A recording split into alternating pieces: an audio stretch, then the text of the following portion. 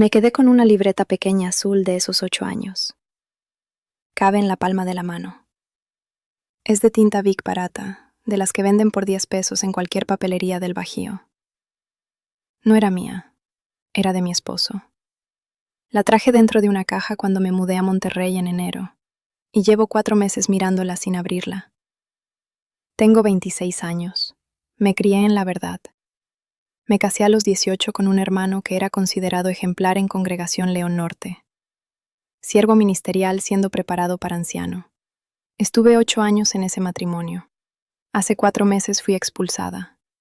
Quiero contarte qué había dentro de esa libreta y qué me enseñó sobre lo que los testigos llaman cabecería, porque a los hombres de esta religión no los crían para amar a una esposa, los crían para administrarla.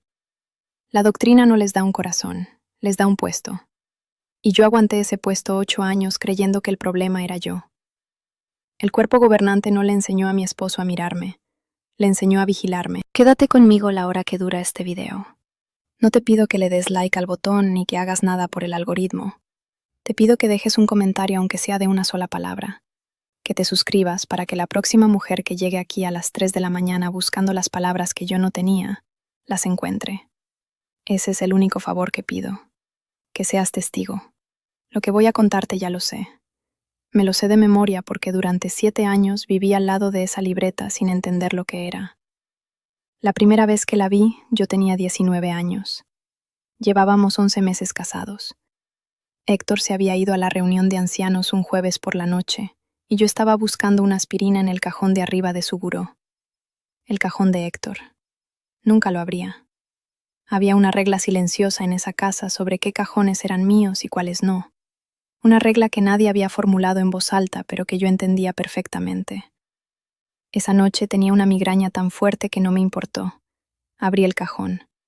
Adentro estaba su ejemplar personal de Pastoré en el rebaño de Dios, el manual confidencial de los ancianos que se supone que las hermanas no debemos ver.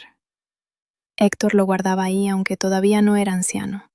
Lo guardaba porque lo iban a nombrar, porque el hermano Guzmán se lo había prestado para que se fuera preparando. Y encima del manual, apilada como si fuera un complemento, estaba la libreta pequeña azul. La abrí pensando que eran notas de reunión, apuntes de los discursos, esas cosas. No eran apuntes de los discursos. La primera columna tenía fechas. La segunda columna tenía las letras M y F. M de menstruación, F de fértil. La tercera columna tenía marcas con palomita o con X, fechadas, y al principio no entendí qué eran las marcas. Tardé como 2 minutos parada frente al buró con la aspirina olvidada en la otra mano hasta que entendí. Eran las noches. Las noches en las que él había cumplido conmigo, o en las que yo había cumplido con él, porque en la verdad el deber conyugal no distingue quién cumple primero. Los dos somos responsables de no defraudar al otro. Cada palomita era una noche. Cada X era una noche negada.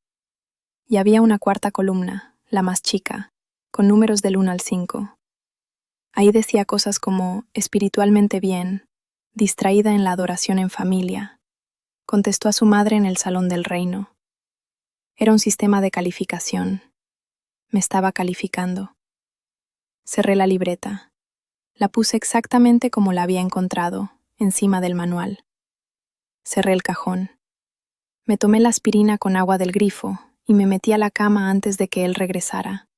Porque esa noche sí entendí algo, aunque todavía no tenía palabras para decírmelo a mí misma. Entendí que en esa casa yo era una congregación de una sola persona, y él era el anciano que me pastoreaba. Entendí que la cabecería no era una metáfora, era un sistema de archivo. Acto seguido hice lo que me habían enseñado a hacer con cada duda en la verdad. La metí en la caja de orar más. La metí en la caja de Jehová ve el corazón de mi esposo. La metí en la caja de yo soy la que no entiende. Y seguí. Durante los 7 años siguientes escuché el clic específico de la puerta principal a las 5:47 de la tarde cada día entre semana. El clic de Héctor volviendo del trabajo. Y cada vez que oía ese clic sentía un pequeño pinchazo en el estómago que no sabía nombrar. Cerraba los ojos un segundo antes de voltear a saludarlo. Me pasaba la mano por el cabello. largo, oscuro, nunca cortado durante el matrimonio, y me ponía recta. Ahora sé cómo se llama ese pinchazo. Se llama saber que te están por evaluar. Quiero explicarte qué es la cabecería en la doctrina de los testigos de Jehová, no como teoría, sino como la viví en León, porque los sitios de ex-testigos suelen hablar de la cabecería con frases grandes: patriarcado, control, abuso espiritual. Esas palabras son ciertas, pero se quedan chicas. La cabecería no se siente así cuando estás adentro. Adentro se siente como un organigrama. La doctrina dice que Jehová es la cabeza de Cristo, Cristo es la cabeza del hombre, y el hombre es la cabeza de la mujer. Lo citan de 1 de Corintios 11, capítulo y versículo, y te lo repiten desde que eres niña. No te lo enseñan como una creencia, te lo enseñan como una ley de física, como la gravedad. El agua moja, el fuego quema, el hombre dirige. Te lo dicen tus padres en la mesa. Te lo dicen las hermanas mayores en el salón del reino. Te lo dicen las revistas La Atalaya y las transmisiones de jw.org. Te lo dice el cuerpo gobernante en los congresos. Y te lo dice tu esposo, cuando llega el momento, usando esas palabras exactas.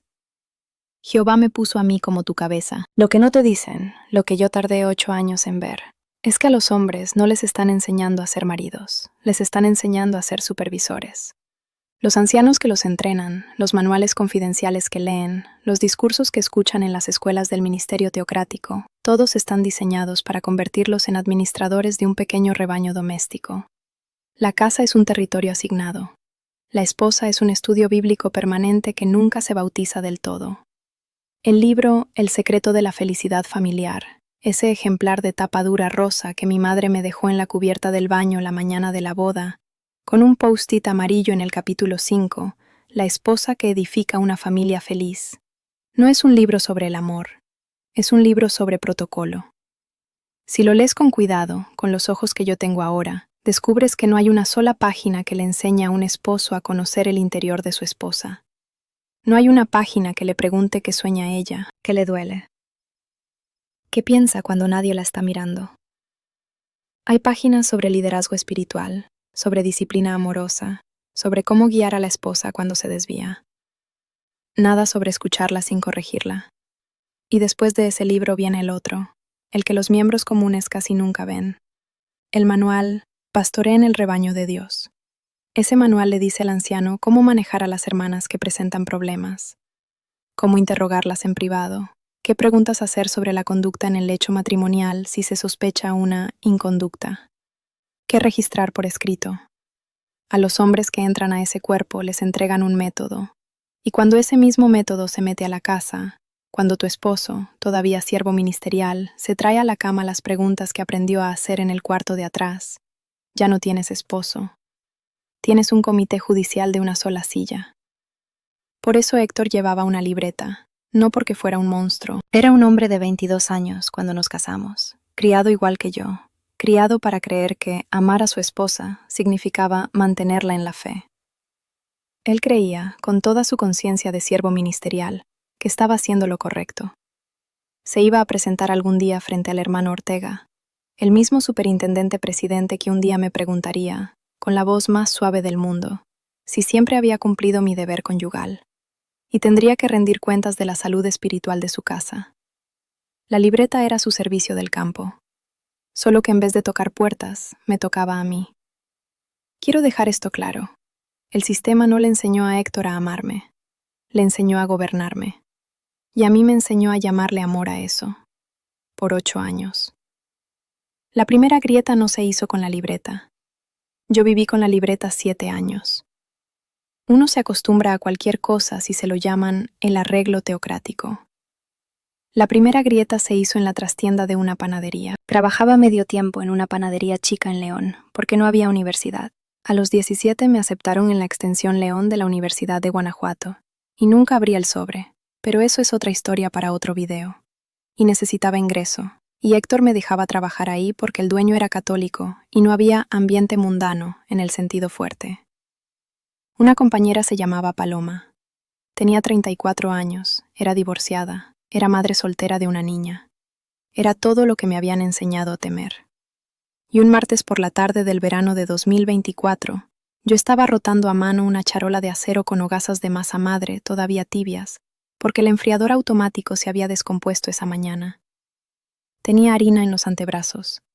El calor de la charola me atravesaba el mandil cada vez que me recargaba. Estábamos las dos solas en la mesa de preparación, ella pesando las porciones, yo volteando las hogazas, y le dije que no podría ir a la fiesta de cumpleaños de otra compañera. Paloma no me juzgó, no me insistió, no me preguntó por qué. Solo dijo, con una voz que yo nunca había oído en mi vida dirigida hacia mí: eso suena muy solitario. ¿Alguna vez llegas a elegir algo solo porque te hace feliz?